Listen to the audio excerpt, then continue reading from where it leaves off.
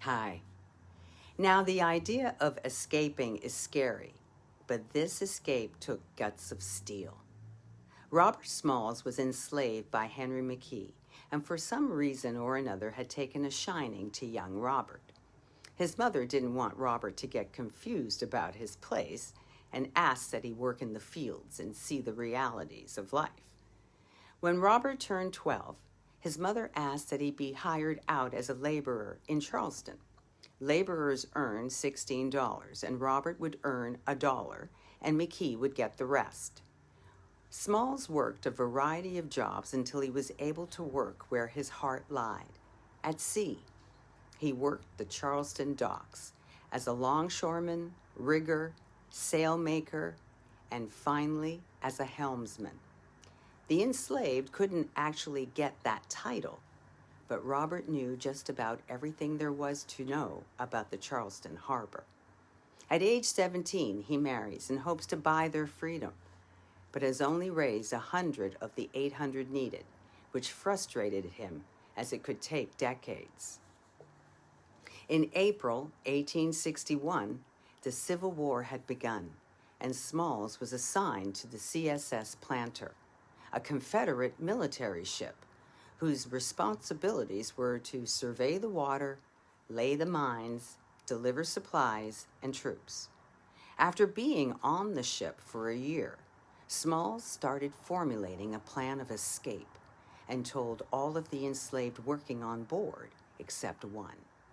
On May 12, 1862, the planter was to pick up artillery at one port and ammunition at another, and then back to base. At base, Robert talks to the captain and asks if their families could visit.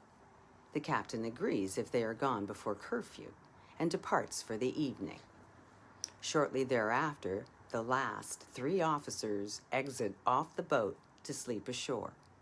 Small changes into the captain's uniform, including straw hat. They pick up the family members and head off. They must pass 5 Confederate forts before they get to the Union ships. At each checkpoint, Smalls imitated his captain flawlessly. The final checkpoint was the most manned. Smalls steered the boat perfectly and gave the correct signals, and after a long minute, he was given the okay to sail his ship. After sighing with relief, they quickly changed their flag from a rebel flag to a white sheet and pray they're not attacked. The Union ship sees the planter and are about to shoot when they see the white flag. When the boat nears the ship, Robert announces that he has weapons for them.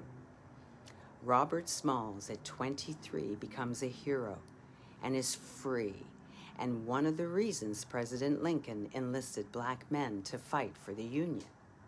After the war, he returns home and buys his former master's home, which had been seized for non-payment of taxes. The previous owner sued to retrieve the property, but the ownership remained with Mr. Smalls. He spent the next 9 months learning how to read and write and becomes a delegate for the Republican Party. He served as a member of the House of Representatives of Beaufort, South Carolina, from 1868 to 1887. He died on February 23, 1915, and these words are by his gravesite. My race needs no special defense, for the past history of them in this country proves them to be equal of any people anywhere. All they need is an equal chance in the battle of life. And I'll just leave that there.